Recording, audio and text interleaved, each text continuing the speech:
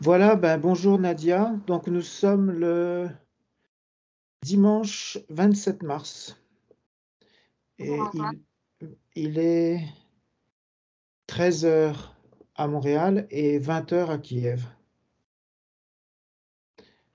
Donc la situation, euh, moi je regarde des vidéos sur YouTube toute la journée sur le conflit et il semblerait que la situation est quand même en train de basculer à l'avantage de l'armée ukrainienne puisque il y a plusieurs endroits où les Russes sont en train de perdre du terrain. Euh, Même aussi, il y a plusieurs généraux qui disent que de toute façon, pour l'armée russe, c'est impossible de prendre Kiev.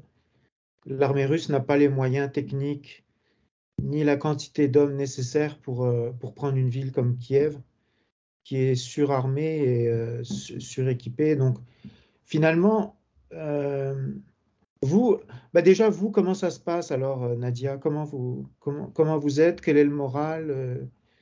Racontez-nous un peu votre situation personnelle. D'accord Antoine, en fait, vous avez déjà pratiquement tout raconté.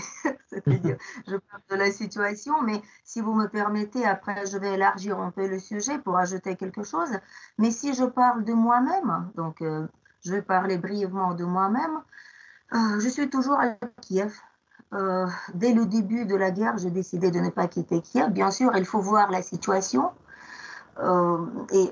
Bien sûr, si je vois que la situation devenait critique, je parle du moment du début de la guerre. Bien sûr, peut-être ma décision serait différente, peut-être. Mais je sais que beaucoup de gens ont quitté Kiev le premier ou le deuxième jour, ou le lendemain, après le début de la guerre.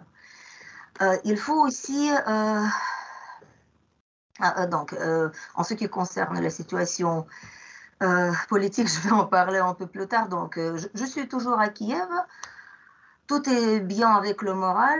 Je ne peux pas dire que je sois tout à fait calme. Bien sûr que j'ai peur. Bien sûr que je suis anxieuse. Je m'inquiète beaucoup.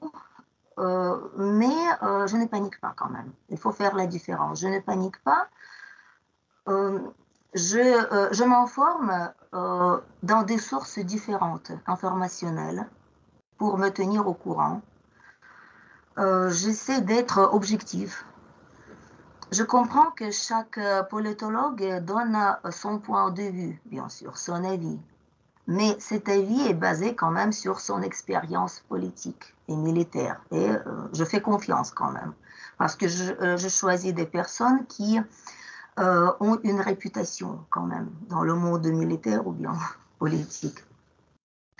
Et vous savez, donc, bien sûr que je m'inquiète, mais quand même, je vois que par rapport aux autres villes, la situation est beaucoup meilleure pour le moment. Encore une petite parenthèse, quand on me demande ça va bien, Nadia, je dis pour le moment, ça va. Donc, j'ajoute toujours pour le moment, parce qu'on ne sait jamais ce qui peut nous arriver, n'est-ce pas? Parce que la situation peut changer assez vite. Mais pour le moment, par rapport aux autres territoires qui ont souffert beaucoup plus, je parle des villes satellites de Kiev telles que Boutcha, Vorzel, euh, ensuite Irpień.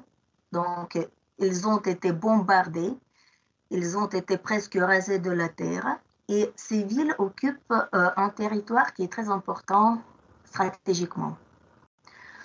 C'est pourquoi l'ennemi a pris d'assaut ces villes. Les, les habitants de la ville, ils sont devenus les otages de la situation. Bien sûr, il y a pas mal de personnes qui sont parties, mais quand même pas mal de personnes qui sont restées.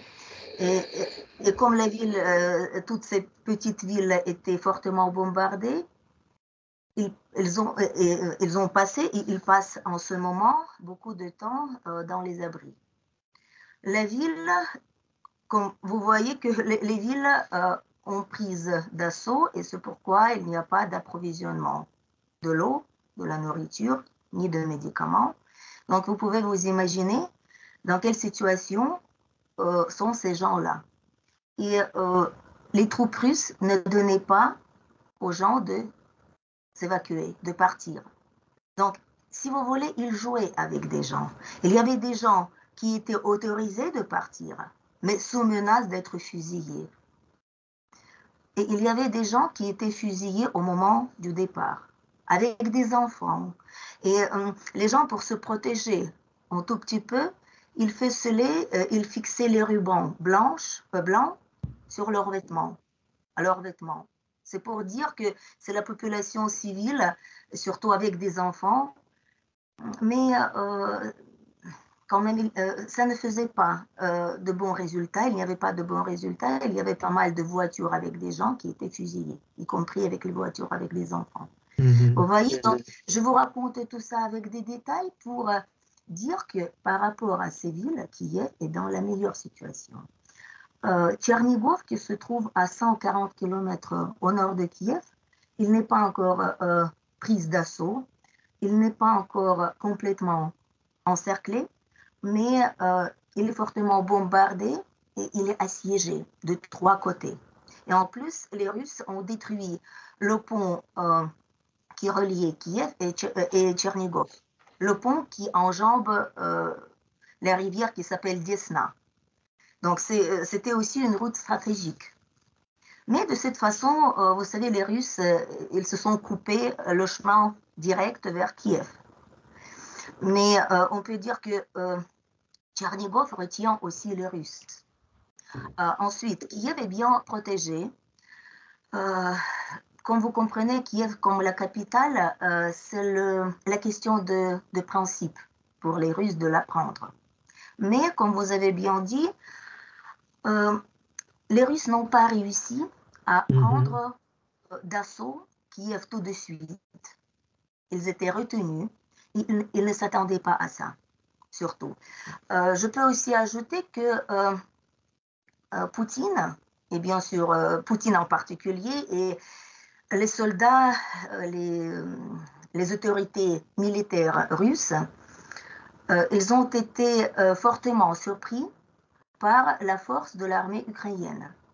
Ils ne s'attendaient pas à ça. Il faut ajouter aussi que d'après les analyses des médecins, Poutine, il crée l'impression d'une personne qui n'est pas en bonne santé mentale, je dirais comme ça.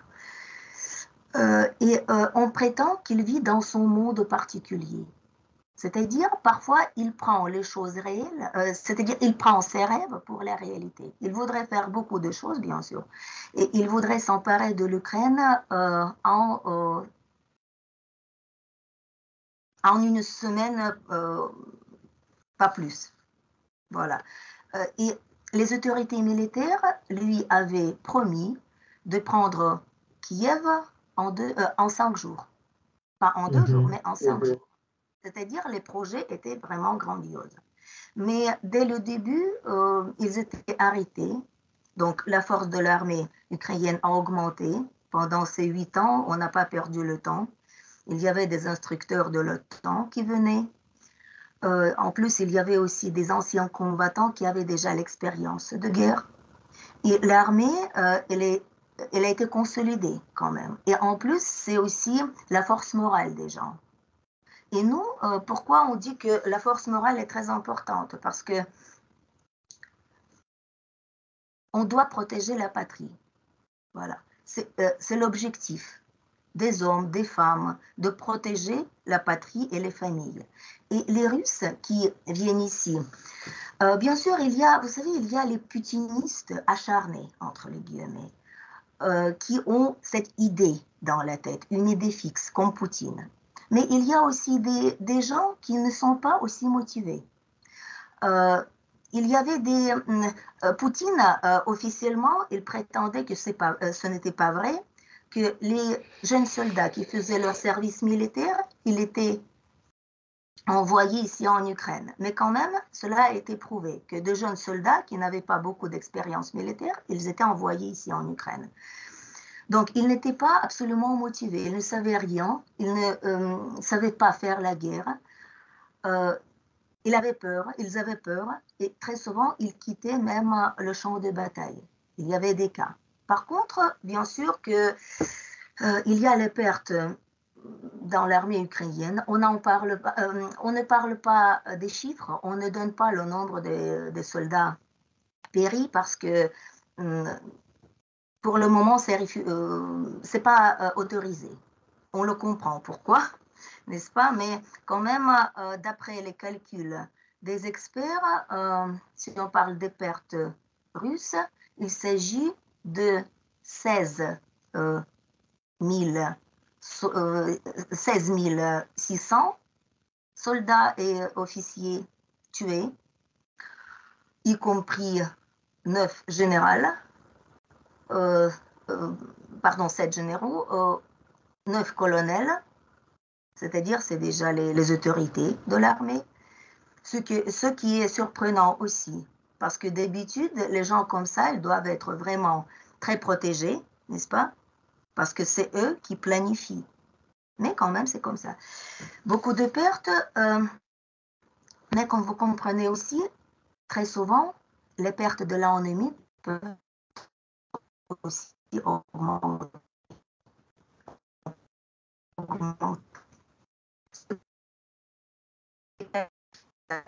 À peu près, il n'y a pas moins que 12 000 soldats officiers tués de l'armée russe.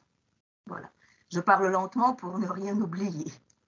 Voilà. Mais quand même, vous voyez que le nombre des pertes de l'armée russe était aussi inattendu pour Poutine. Il ne s'attendait pas vraiment à ça.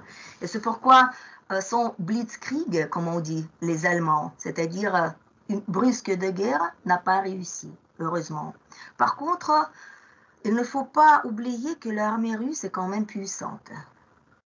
Et ils se sont bien préparés, bien sûr. C'est un pays agresseur dont l'objectif était de garder son autorité du pays militaire dans le monde, n'est-ce pas?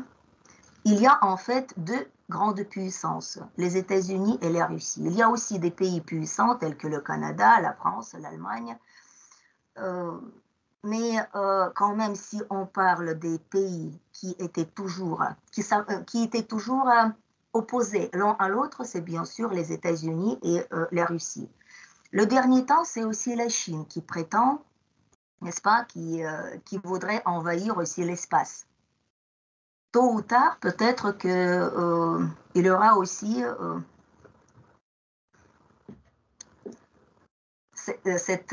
disons, ce prétexte d'avoir peur de la Chine, n'est-ce pas? Et en plus, on ne sait jamais de leur stratégie, parce que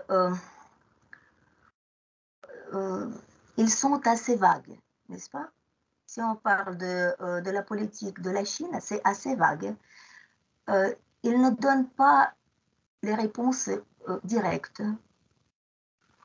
Ils sont très diplomates, entre les guillemets, mais vous voyez que la veille de l'invasion russe en Ukraine, il y avait aussi des pourparlers avec la Chine, n'est-ce pas? Poutine, il s'est rendu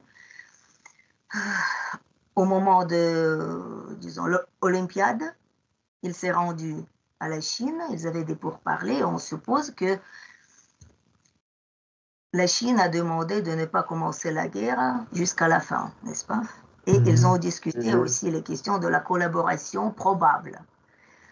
Maintenant, on ne sait non plus comment va réagir la Chine maintenant, n'est-ce pas? Parce que la Chine, elle s'attendait aussi à la réussite des Russes dans la guerre. La Russie n'a pas eu la réussite brusque. Et maintenant, l'aide de la Chine est suspendue.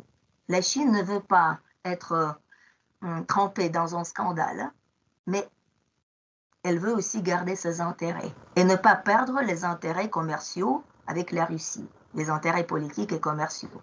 Donc vraiment, la politique de la Chine est comme ça. On ne sait jamais. Voilà. Et donc, l'armée russe, est quand même, elle est puissante. La Russie se préparait et grâce aux sanctions, on espère que la puissance va diminuer petit à petit. Bien sûr, ça ne peut pas être fait très rapidement. Comme on dit, Paris n'a pas été construit en un seul jour, mais quand même, on voit déjà que le niveau de vie de la population a baissé brusquement. Le niveau de vie des oligarques qui ont perdu leurs revenus, beaucoup d'oligarques, et comme ça, il y a déjà une partie de la population qui a perdu les sympathies pour la politique de Poutine. Pas peut-être par leur conscience et grâce à leur valeur morale, mais par les sanctions, par la perte de leurs revenus, de leur argent. Ensuite, il y a des gens, j'ai lu et j'ai entendu aussi les avis des analystes politiques, qu'il y a pas mal des militaires qui ne sont pas aussi optimistes par rapport à la guerre russo-ukrainienne. Parce qu'ils comprennent que la Russie n'est pas soutenue dans le monde, que le nombre des alliés des Russes n'est pas grand, que la Russie, donc si on soutient la politique menée par la Russie, on peut perdre la réputation politique, n'est-ce pas? Et les partenaires dans le business, dans le commerce. Et on peut dire que maintenant, le chemin de la Russie vers l'ostrakisme est commencé. C'est-à-dire à l'isolation. À ce sujet, j'ai une réaction parce que ici, ma femme Borislava, elle a des amis russes ou alors du Kazakhstan ou de Biélorussie et ces amis russes qui habitent au Canada,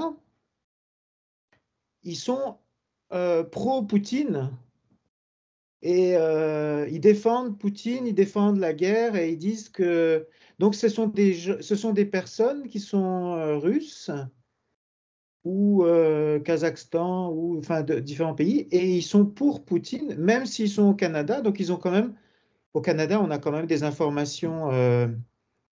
On n'est pas en propagande pro-Poutine, mais il y a la population russe est majoritairement derrière Poutine. Vous, par exemple, est-ce que vous avez des amis, vous aviez des amis russes ou en Russie, ou vous aviez que des amis en Ukraine?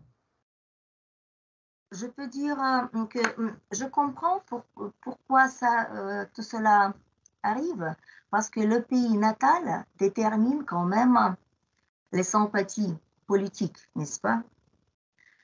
Même si on habite depuis longtemps au Canada, aux États-Unis, qui sont opposés, c'est-à-dire qui ne soutiennent pas la politique de Poutine, quand même, on comprend pourquoi on soutient la politique du pays. Mais pas toujours, je vous dirais, pas toujours. Il y a pas mal de Russes qui sont contre, mais ils ont peur de se manifester, vous savez. Mm-hmm. Mais moi, pour le moment, je n'ai pas de personnes qui sympathisent à Poutine. Mais avant, c'est-à-dire avant, jusqu'à 2014, jusqu'au début de l'agression, oui, il y avait des amis en Russie. Il y avait pas mal d'amis que je ne connaissais que par correspondance, sur Facebook par exemple, par les réseaux sociaux. On communiquait très bien, on contactait avec beaucoup de sympathie, mais après les événements, il s'est avéré très rapidement, très vite, plutôt les intérêts. Et la politique a déterminé les liens amicaux. Je comprends qu'il est difficile de perdre les gens de l'entourage à cause de la politique. Et je le vois pas mal dans les réseaux sociaux aussi. Parce que lorsque j'ai du temps, et heureusement, lorsqu'on a encore l'électricité, bien sûr, je me permets de temps en temps de m'intéresser comment ça se passe sur Facebook. Donc, je vois vraiment la guerre informationnelle. C'est bon et c'est mauvais en même temps. C'est bon parce que les gens ont la possibilité d'échanger d'avis et d'informations, mais c'est mauvais parce que les gens La première chose, ils perdent le temps dans les réseaux sociaux. Ça, je comprends très bien. La deuxième chose, peut-être que ça ne donne rien.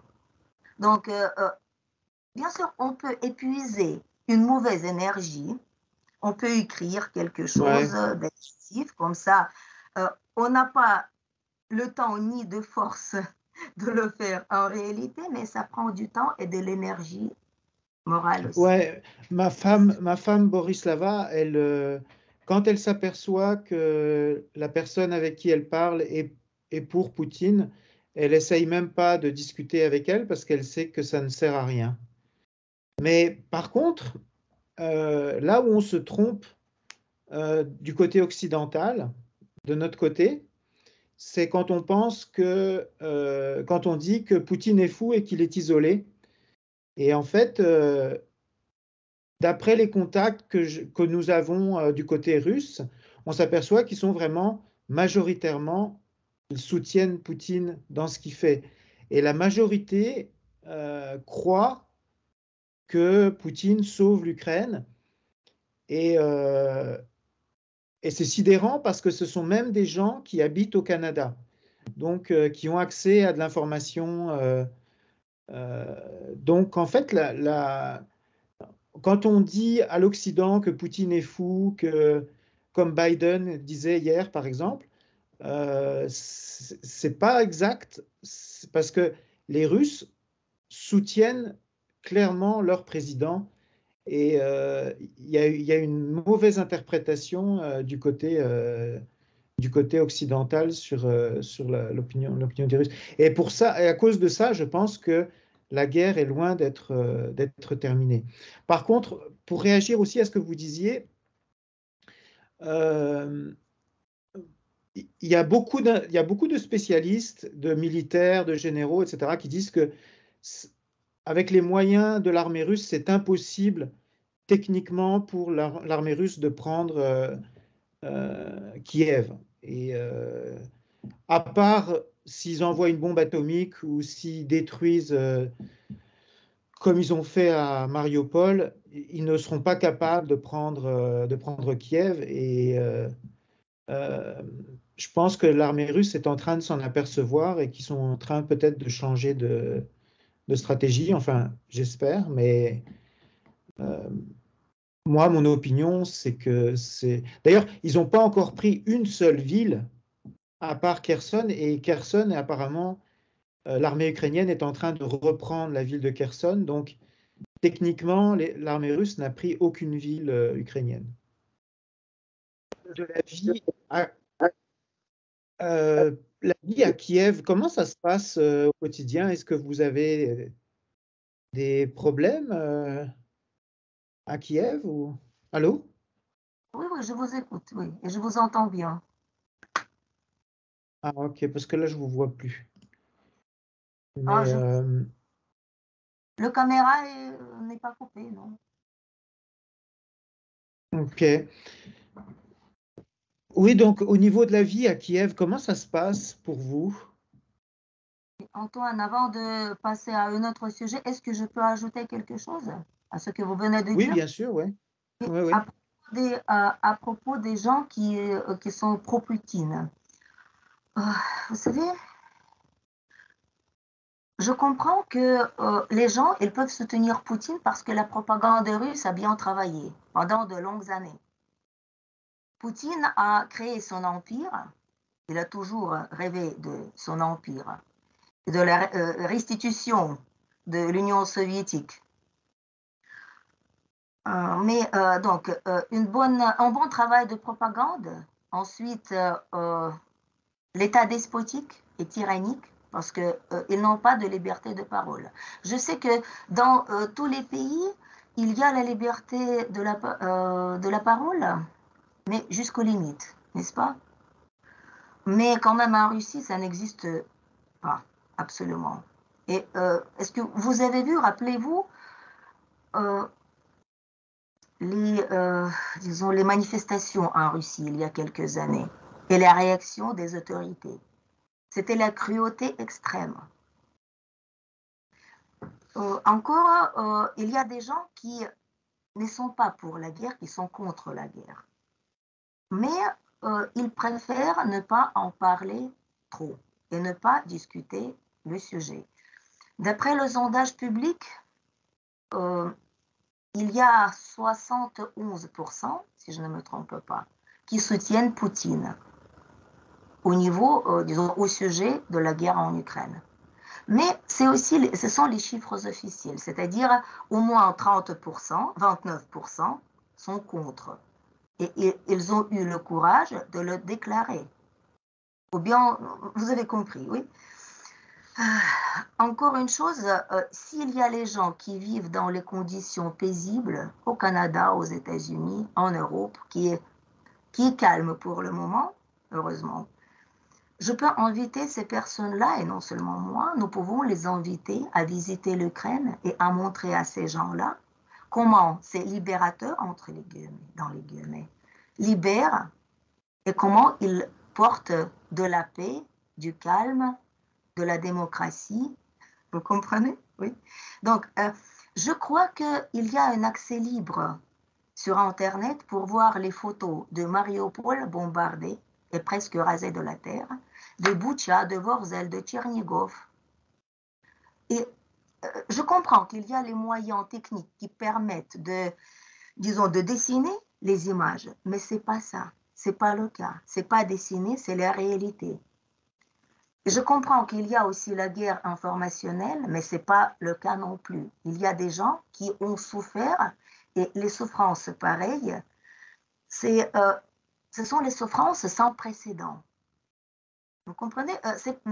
Ça fait 80 ans après la Seconde Guerre mondiale, quand l'Allemagne fasciste avait commencé la guerre. En Europe, c'était commencé en 1939. Chez nous, en Union soviétique, c'était commencé en 1941. Mais quand même, les gens n'ont rien appris de l'histoire. Ils n'ont pas appris les leçons de l'histoire. Et maintenant, c'est encore pire, parce que le peuple russe, il se proclamait toujours le peuple fraternel. La Russie, ou bien on disait que la Russie, c'est une sœur aînée de l'Ukraine et de la Biélorussie. D'ailleurs, on voit aussi le comportement de la Biélorussie, c'est aussi affreux. Loukachenko, leur président, il veut être assis entre les deux chaises, mais pour le moment, on voit que quand même, elle est plus orientée vers la Russie que pour l'Ukraine et pour le monde normal. Je peux me permettre de dire le monde normal parce que il donne le territoire. Bien sûr, peut-être Poutine le force, il fait la pression, mais quand même, il y a des moyens de se débarrasser de cette influence. Mais lui, il a donné son territoire et les troupes russes, ils bombardent pas mal de territoires ukrainiens, du territoire biélorusse. Voilà, donc je fais cette grande parenthèse pour dire tout simplement que si les gens sympathisent à Poutine et croient vraiment qu'il fait une bonne mission, une mission correcte de la libération, bienvenue en Ukraine, surtout à Mariupol. Vous savez, il y a aussi dans le monde, surtout parmi les gens qui sont très gâtés, surtout parmi les personnes riches, les tours sont, voilà, je vais décrire. Il y a des tours spéciaux pour plonger une personne dans le milieu très pauvre et même dangereux, pour qu'il puisse avoir plus d'adrénaline. Vous voyez? Mais cette personne est protégée de loin. Vous comprenez de quoi je dis? Oui, je parle. Voilà, donc si ces personnes-là veulent vivre ce safari, bienvenue. Maintenant, je parle calmement, mais je suis vraiment bouleversée. Quand j'en parle, je suis bouleversée. Ouais. Je suis bouleversée, c'est pas même le mot que je peux employer. C'est affreux, vous savez, le comportement comme ça. Il ne s'agit pas seulement des émotions, mais quand même, il y a pas mal de preuves de ces crimes militaires. Et je crois que le jour viendra quand Poutine il se trouvera dans le tribunal européen comme Milosevic. Ouais, c'est ce qu'on espère tous, mais c'est pas ce que je vois. C'est-à-dire que ma femme, elle a une dizaine, plus qu'une dizaine d'amis qui sont en Russie, ou enfin, c'est plus des amis maintenant, mais des gens qu'elle connaissait, et il n'y a pas d'exception, ils sont tous pour Poutine. Donc c'est pour ça, même quand vous dites 70% qui soutiennent Poutine, à mon avis, c'est plus que 70%. D'après ce que je vois, il y a beaucoup plus de Russes qui le soutiennent que de Russes qui sont contre lui. Et ça, c'est terrible. C'est absolument terrible parce que ça veut dire que on est loin, très loin de la fin du conflit. Oui, mais je voudrais ajouter que 71%, c'est en Russie. C'est pas à l'étranger, mais c'est en Russie. Ouais. Les chiffres officiels, 71%. Encore une chose, à propos de la guerre, oui, bien sûr, il y a des experts mais ils sont trop optimistes quand ils disent qu'il y aura 2-3 mois suffiront pour terminer la guerre. Bien sûr qu'il ne s'agit pas de 2-3 mois. Peut-être la guerre sera beaucoup plus longue, mais il y a aussi des experts qui nous donnent 2-3 ans. Je crois que c'est trop long. Mais il y a des gens qui sont au milieu. Les experts qui sont au milieu, ils donnent 6 mois, un peu plus, mais on verra. Bien sûr, il est très difficile de faire les prévisions, même si on s'y connaît bien, n'est-ce pas? Même les experts qui s'y connaissent bien, alors ils peuvent se tromper. Voyons. Mais de toute façon, le plan initial de Poutine n'a pas réussi grâce, la première chose, à l'armée ukrainienne, mais grâce aussi à l'aide de l'extérieur. Antoine, permettez-moi d'en parler un tout petit peu et après je vais passer à votre question. Voilà, comment ça se déroule à Kiev. Donc, à propos de l'aide de l'Europe occidentale, des États-Unis, du Canada, rappelez-vous, pendant notre vidéo précédente, on a abordé le sujet des armements qui sont présentés par les pays européens et les pays du continent de l'Amérique du Nord. Donc, j'ai abordé le sujet d'une zone d'exclusion aérienne, c'est-à-dire pour bloquer le ciel, Ouais. pour que l'ennemi ne puisse pas bombarder le territoire de l'Ukraine. L'OTAN a contre. On comprend le prétexte que si l'OTAN intervient, ça peut provoquer la guerre. J'ai répondu qu'en fait, ce n'est pas à mon avis personnel, mais beaucoup d'experts sont d'avis que la guerre mondiale, la troisième guerre mondiale, est déjà commencée. Mais pour le moment, Poutine, il fait un test, si vous voulez. Il fait un test. Jusqu'à quelle limite il peut aller pour que l'OTAN intervienne, n'est-ce pas? Par exemple, après-demain, après-demain, avant-hier, ou hier, non, hier, Biden est venu en Pologne pour les pourparlers avec Andrzej Duda. C'était non loin de la frontière avec l'Ukraine. Et Lviv, qui se trouve non loin non plus de la frontière, a été bombardée. Il y avait 2 prises de bombardement, 3 bombardements pendant chaque prise. Voilà. Ah.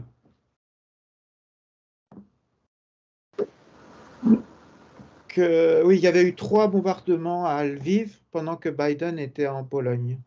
Oui, il y avait 2 prises. Voilà, deux prises et 3 bombardements pendant chaque prise. Donc, c'était une allusion à Biden que, voilà, discours direct, je suis là, dit Poutine, n'est-ce pas? Donc, je suis à côté.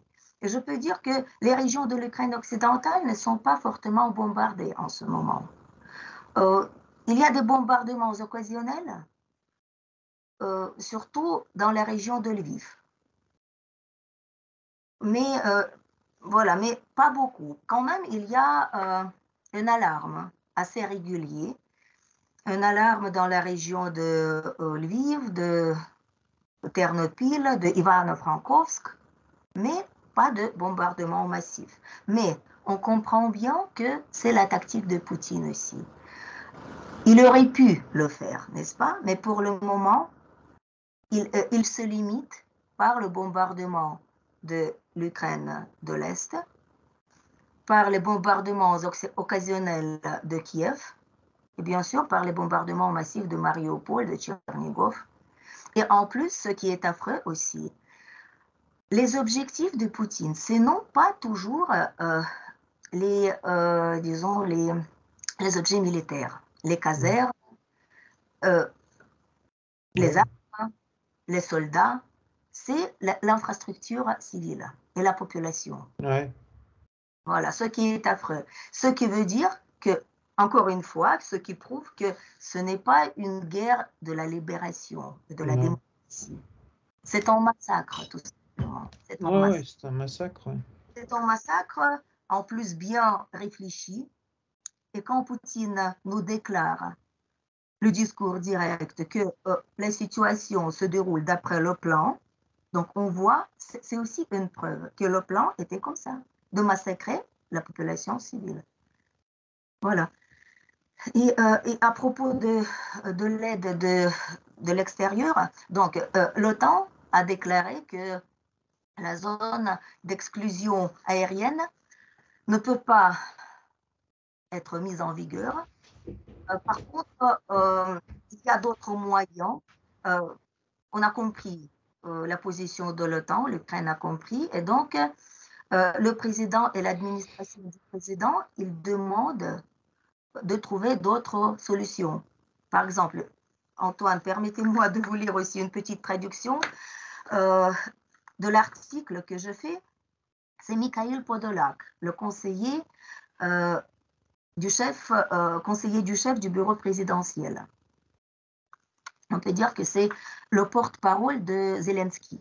Zelensky, quand même, il prononce aussi des discours très efficaces, n'est-ce pas? Mais voilà, son conseiller le fait pas mal, lui aussi. Donc, Mikhail Podolak estime que la prise de conscience par la Russie du niveau réel de ses propres pertes l'obligera à passer à des négociations plus constructives avec l'Ukraine. Source, entretien de Podolak avec la publication allemande Frankfurter Allgemeine Zeitung. Détail. Selon M. Podolak, l'Ukraine négocie actuellement la création d'un système de garantie de sécurité, ce qui n'est pas possible sans la participation des États-Unis. J'expliquerai encore pourquoi. Discours direct. L'Ukraine insiste à un système de garantie de sécurité qui comprendra des pays prêts à fournir ces garanties, y compris dans un sens militaire. Beaucoup plus de choses en dépendent. Plus en détail, Podolak a déclaré que la question de la Crimée temporairement occupée et de l'Ordlo, ce sont les républiques créées sur le territoire de la région de Donetsk et de Lugansk. Donc, devrait être résolue par les hauts dirigeants de l'Ukraine et de la Russie, tandis que Moscou deviendra plus constructive dans les pourparlers de la paix lorsqu'elle réalisera qu'elle perdra plus que l'Ukraine à poursuivre la guerre. Discours direct par M. Podolak. Pour que cela se produise, notre armée doit être efficace. Et pour cela, nous avons besoin de nos partenaires pour nous aider de manière adéquate.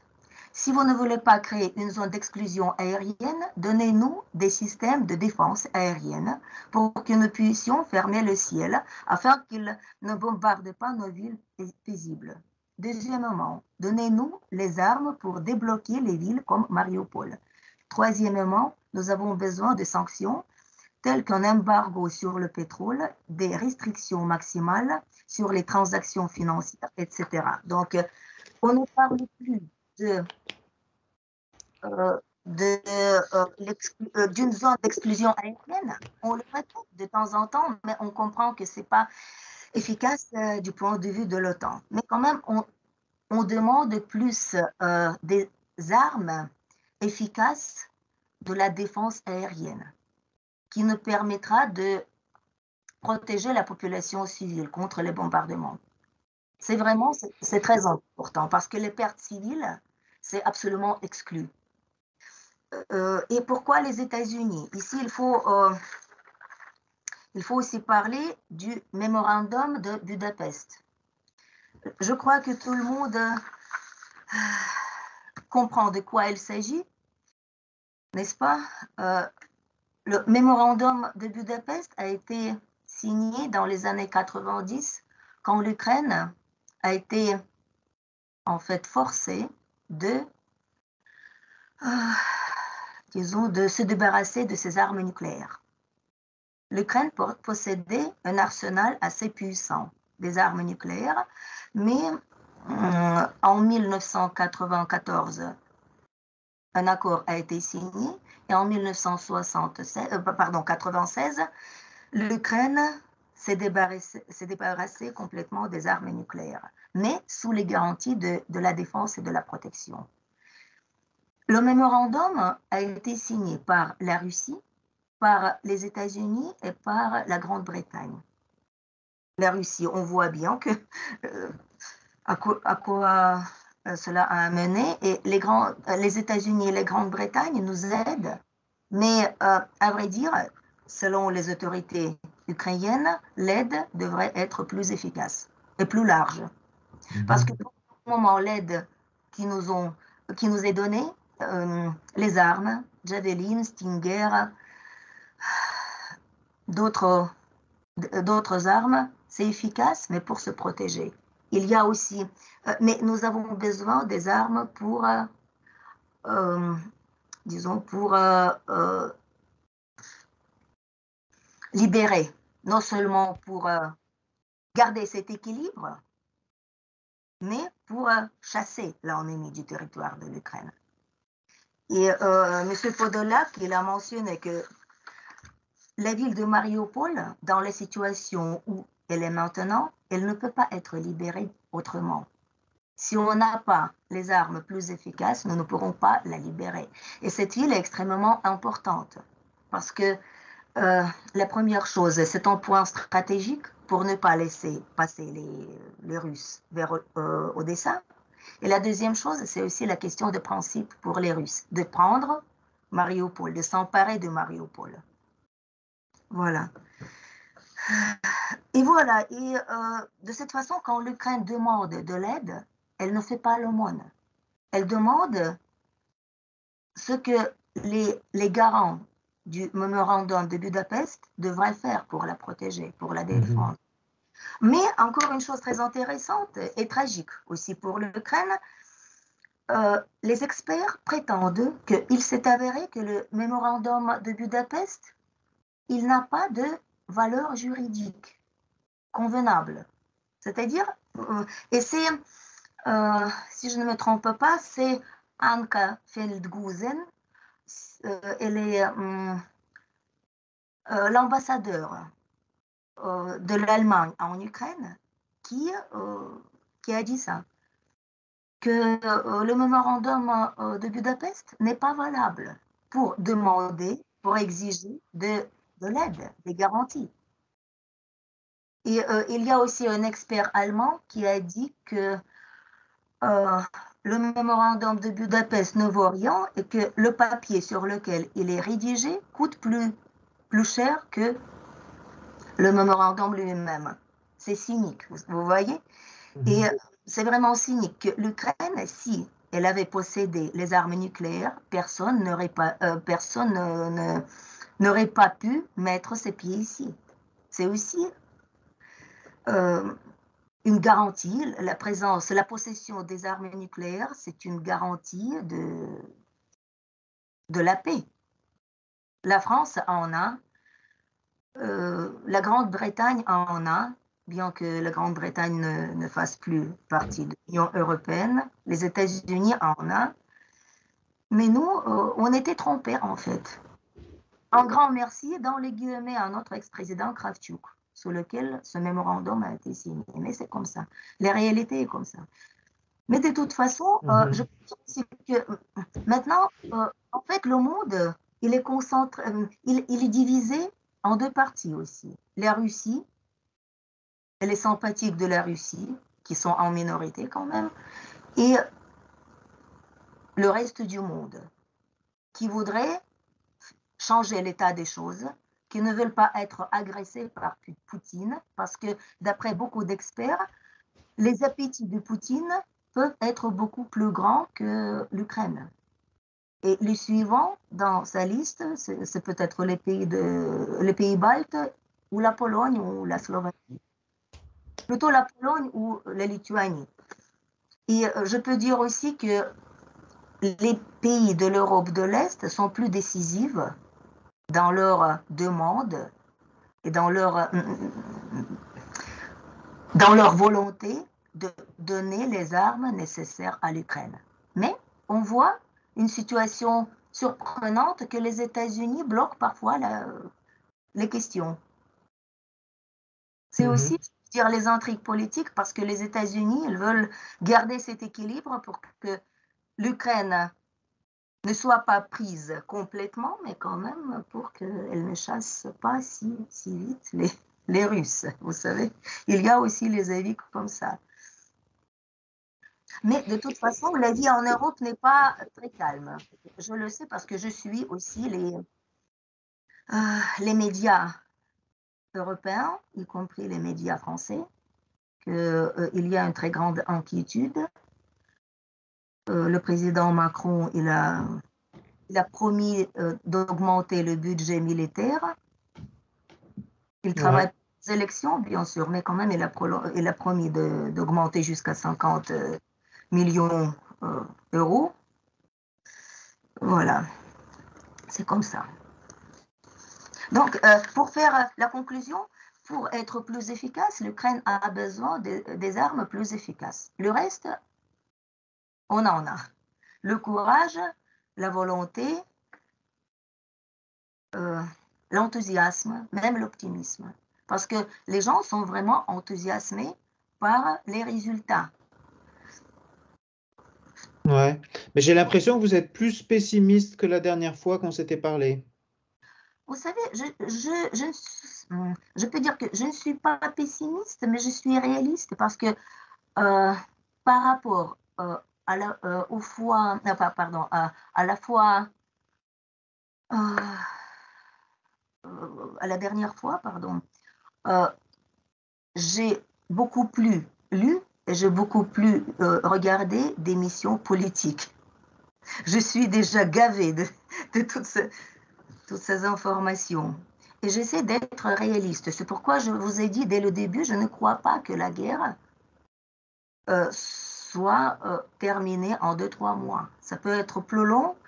Et maintenant, on peut dire de, de la stratégie de la guerre prolongée par les Russes. Parce que bien sûr, elles sont repoussées, elles ont perdu beaucoup de soldats, d'officiers et de chefs d'armée, mais ils sont démoralisés, on peut dire, parce qu'il y a pas mal de cas où ils quittent le champ de bataille et on voit qu'ils ne sont pas très bien préparés parce que euh, il y avait aussi des cas, les cas sont prouvés qu'ils sont mal nourris.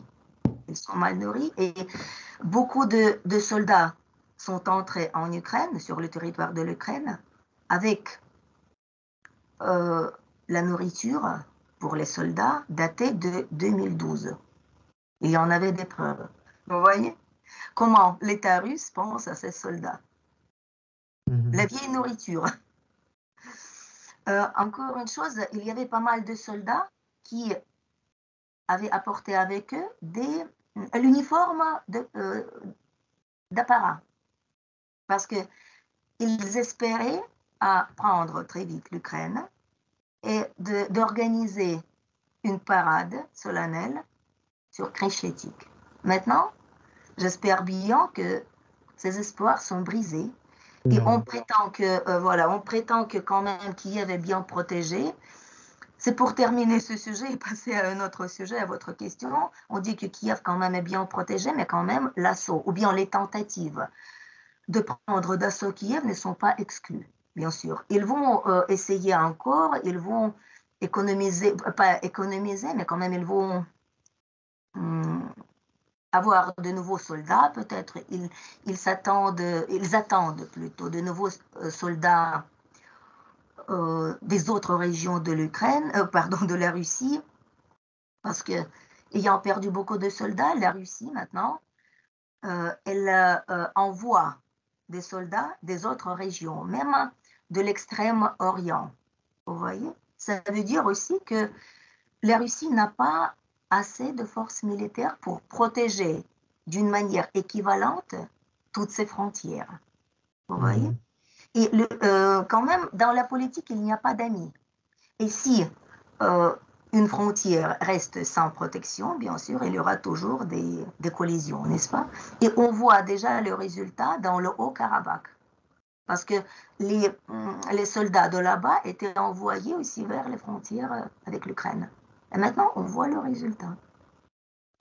Et ce territoire était aussi contrôlé par les troupes russes.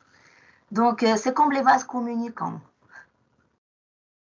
De toute façon, c'est à propos de l'optimisme ou bien du pessimisme. Je suis réaliste, mais je vois que c'est quand même, ça prendra du temps, mais il faut peut-être il faut nous patienter à tout. Et c'est quoi alors la situation à Kiev pour vous, par exemple? Est-ce que les magasins sont ouverts? Vous avez à manger? Il y a de l'électricité? Oui, de l'Internet? Comment ça se passe à Kiev? Oui, Antoine, maintenant, je peux dire que par rapport à la situation du mois de février, quant à Kiev, la situation est meilleure, bien sûr. Je vais vous décrire la situation de la fin du mois de février. Le 24, le 25, il y avait beaucoup de gens qui sont partis. Tout était fermé, les magasins, les pharmacies. Bien sûr, il y avait des rumeurs que la guerre aurait pu commencer. C'est pourquoi les gens, quand même, ils étaient prêts, plus ou moins.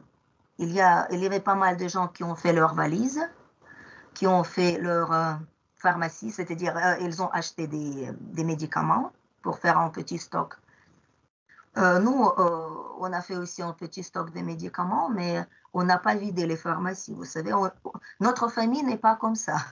Aussi, une petite parenthèse, il y a des gens qui, au moment de la panique, ils se précipitent dans les magasins ou bien dans les pharmacies et ils achètent tout.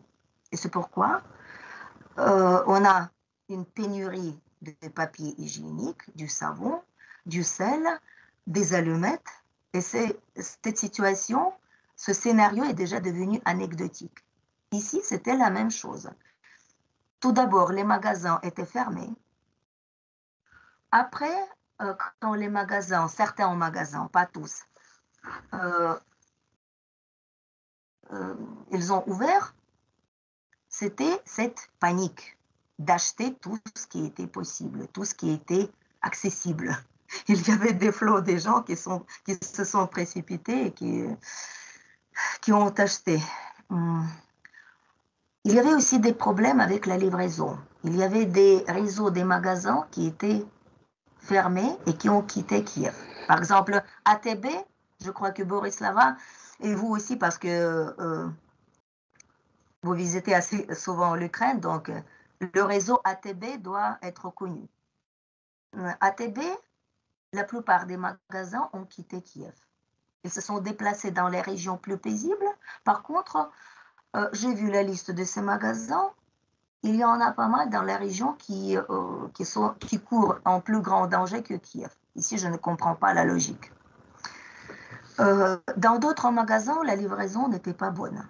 Mais finalement, nous, notre famille, si je parle de ma famille, j'ai couru les alentours parce que je connais mieux cette infrastructure. Donc, j'ai pris du risque pour courir les alentours pour trouver un magasin avec des livraisons plus ou moins convenables.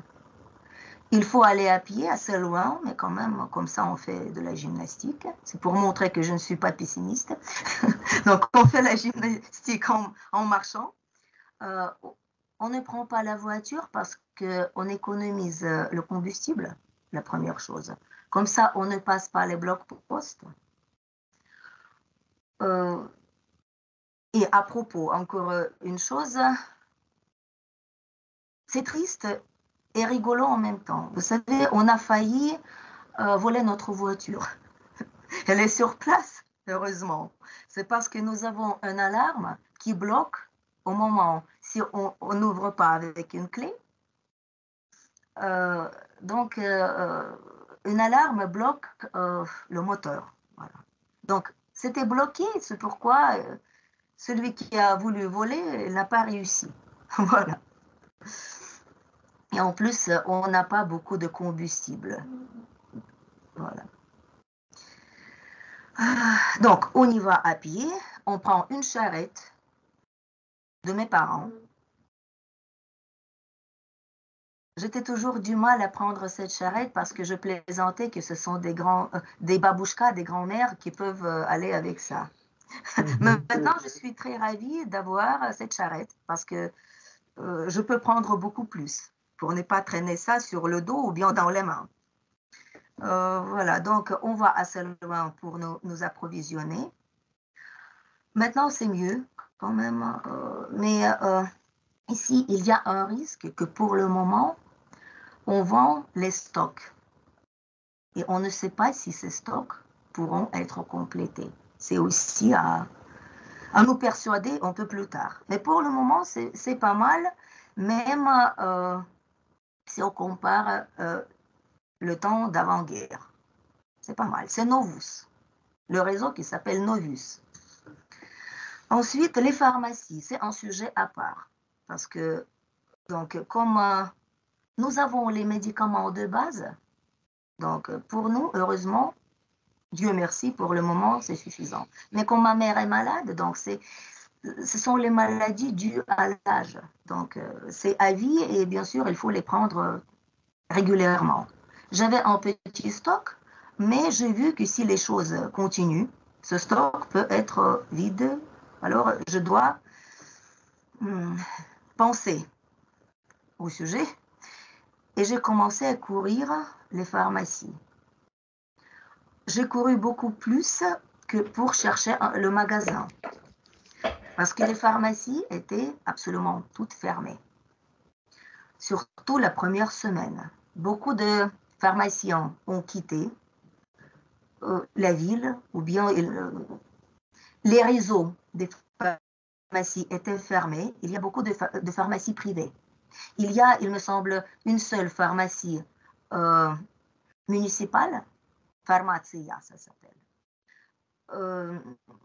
qui était de préférence ouverte. Mais quand même, comme il y a beaucoup de pharmacies, il y avait quelques-unes qui étaient fermées et quelques-unes qui étaient ouvertes. Et leur fonctionnement n'était pas régulier. Donc, chaque fois, il fallait courir. Je courus, je ne sais pas combien de pharmacies à une très longue distance, malgré tous les alarmes, malgré tout. Mais je peux dire que Dieu merci aussi, je ne suis pas allée aucune fois dans l'abri pour le moment. Ma famille n'y est pas allée pour le moment. On sait où ça se trouve, on s'est renseigné que c'est vraiment ça fonctionne, mais pour le moment, on a fait notre petite valise, voilà les documents, les choses les plus nécessaires, de l'eau et tout ça. On sait quoi faire en cas de nécessité, mais pour le moment, on a pris la décision de nous cacher dans le couloir où il y a un mur épais, c'est-à-dire le mur double, comme me disent des experts. Bien sûr, s'il y a un missile qui tombe sur la maison, sur le bâtiment, alors rien n'aidera. Mais s'il y a des bombardements quelque part, alors ça peut protéger la maison. Mais de toute façon, c'est comme ça. Donc, je fais un très grand tour pour chercher des pharmacies. J'en ai trouvé quelques-unes. Chaque jour, je suis allée chercher des aventures. j'ai complété en fait le stock des médicaments. J'en suis très, très ravie. Voilà. Vous voyez, il y a très peu de choses pour rendre une personne heureuse, n'est-ce pas? C'est-à-dire, bien sûr, la vie, la santé des proches, de la famille et les conditions normales de la vie. Ensuite, en ce qui concerne l'électricité, le gaz, l'eau, pour le moment, l'infrastructure à Kiev fonctionne bien. Aussi, Dieu merci. Et merci aussi au service municipal, parce que ça fonctionne bien. Les ordures sont évacuées. Il y a l'eau froide et chaude, il y a le chauffage, mais dès demain, le chauffage central sera coupé. Parce que chez nous, on coupe le chauffage central dès que la température moyenne du jour dépasse 8 degrés pendant 3 jours. Donc, mais on va couper demain, mais ces 2 derniers jours, il fait assez froid quand même. Mais c'est comme ça. C'est pour faire des économies. L'électricité, pour le moment, ça va. Mais hier, on a bombardé les banlieues de Kiev et il y avait un grand arrondissement où l'électricité était coupée. Et l'eau a été coupée aussi parce que les pompes d'eau sont alimentées par l'électricité. Donc, ils sont restés sans l'électricité et sans eau. Je ne sais pas si c'est réparé parce que au moment où j'ai lu cette nouvelle, donc les bombardements continuaient. Mais pour le moment, on peut. Je dis toujours que merci à Dieu, merci à notre armée. Pour le moment, merci aussi aux prestateurs qui fournissent les médicaments et la nourriture à Kiev. Et je veux ajouter aussi que les Russes, ils ont bombardé pas mal de stocks de nourriture aussi, qui se trouvent dans les banlieues, pour couper la livraison dans des petites villes, dans les banlieues, dans Kiev. Voilà, donc c'est comme ça. Et en ce qui concerne le moral, vous savez, comme j'ai déjà dit, bien sûr, je suis anxieuse parce que il faut juger la situation telle qu'elle est. On peut être optimiste, mais quand même, il faut comprendre que c'est dangereux quand même. Pourtant, c'était ma propre décision.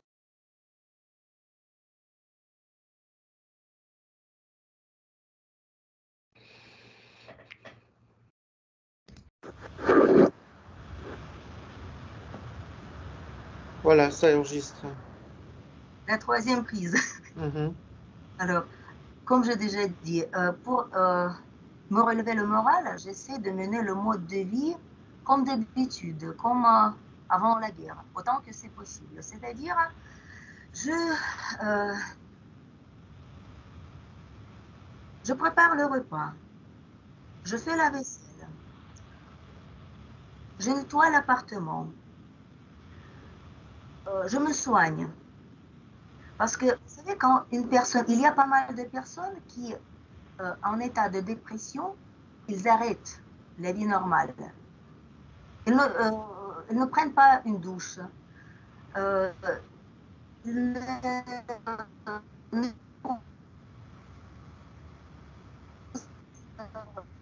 Régulièrement. Ils ne font pas la liste. Donc, vous savez, ça n'améliore pas l'état moral. C'est pourquoi j'ai organisé ma vie et la vie de la famille. Et bien sûr, dans notre famille, toutes les personnes sont adultes, donc ils savent comment on fait. Et quand même, j'ai essayé d'organiser de tous les jours de la manière pour ne pas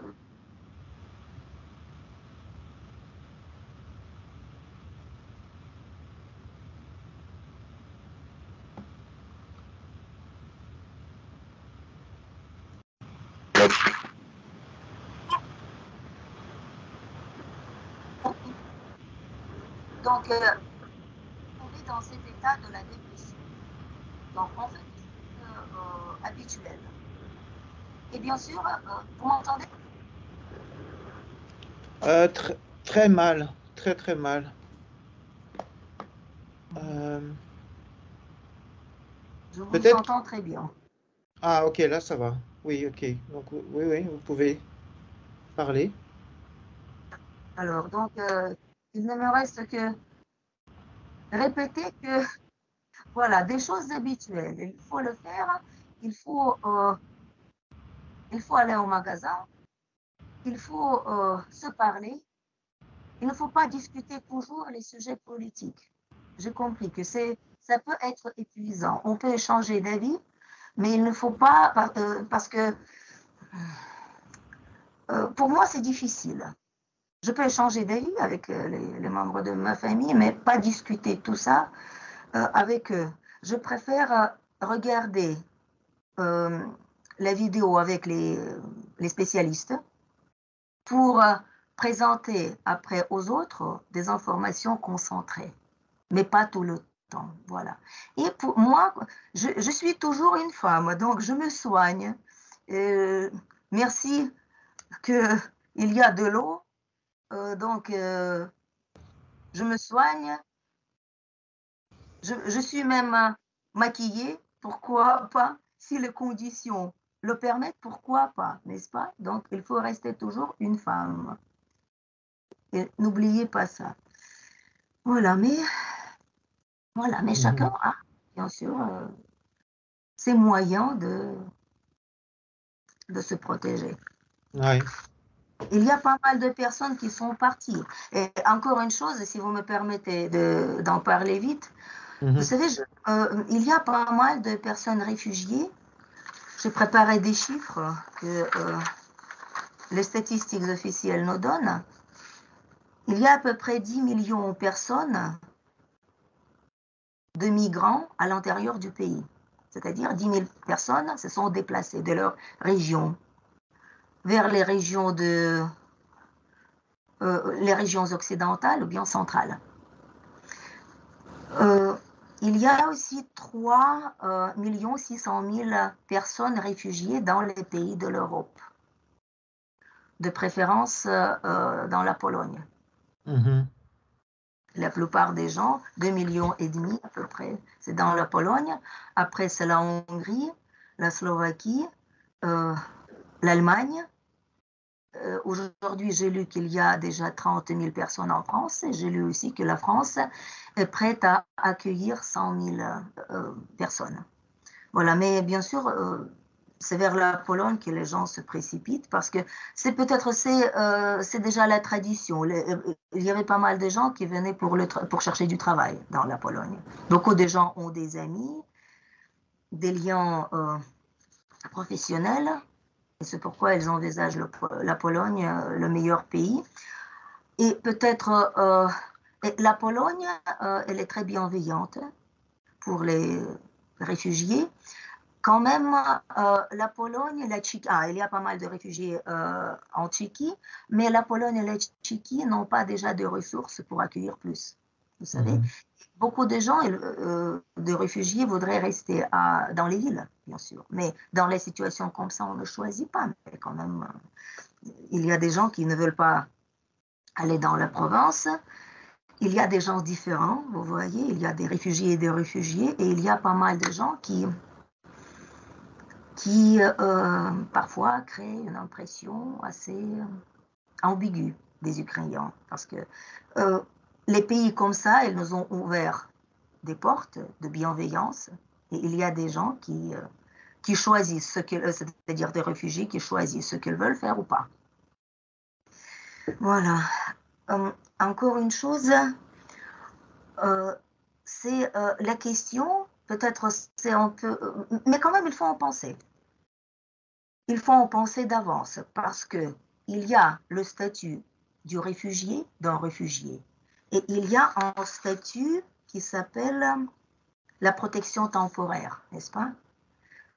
Si il y a des nuances juridiques, mais si on prend le statut, on obtient le statut d'un réfugié, alors après on n'a pas le droit d'entrer dans le pays, dans l'Ukraine. Et si on rentre dans le pays, on perd le statut d'un réfugié. Et la protection temporaire donne aussi un large éventail des possibilités. Euh, l'accès à la médecine, au travail, à la protection sociale. Voilà. Mais ici, il y a une autre question. Voilà. Et pour le moment, ce statut est valable pour 1 an. Et en cas de nécessité, elle peut être prolongée pour 2 ou 3 ans. Mais ici, il y a une question. Si tout est bien, tout se calme, et si le temps vient de revenir en Ukraine, comment vont réagir les gens? Si les gens poussent déjà leurs racines, s'ils s'adaptent un peu, si les enfants apprennent des langues, est-ce que les gens voudront vraiment revenir en Ukraine? Parce qu'ils ils vont faire des efforts pour s'adapter dans le pays. Et après, ils devront être déplacés à nouveau. C'est aussi un problème pour l'Europe et pour les gens aussi. Comment le faire légalement? Comment rester légalement dans le pays? Et si le pays veut vraiment que les réfugiés, je ne parle pas du statut, mais en général, les personnes déplacées, donc si le pays veut que ces personnes restent dans le pays. Ici, c'est aussi le problème, parce que les ressources des pays ne sont pas infinies. Il y a des budgets des pays, il y a aussi le marché du travail, il y a aussi la criminalité. Et on se demande si le taux de criminalité va augmenter. Il y a beaucoup de questions sociales. Et il y a aussi une question de la probabilité de des explosions sociales dans les pays qui ont accueilli les réfugiés. Ouais. On n'en parle pas beaucoup, mais c'est quand même c'est une question qui doit être posée et doit être assurée. Ouais, je pense que la majorité des gens je pense qu'il faut prendre une journée à la fois en ce moment, plutôt que de se projeter dans le futur. Personne ne sait ce qui va se passer demain. Donc, ouais. En tout cas, merci Nadia. Je pense que c'est assez long. On a couvert beaucoup de sujets. Merci beaucoup. En tout cas, je vois que vous informez de tout et vous suivez ça vraiment avec beaucoup de détails. Merci. Merci Ouais. pour votre attention. À Et la puis, prochaine, j'espère. à la prochaine. Et puis, gardez espoir, gardez courage. En tout cas, on est de tout cœur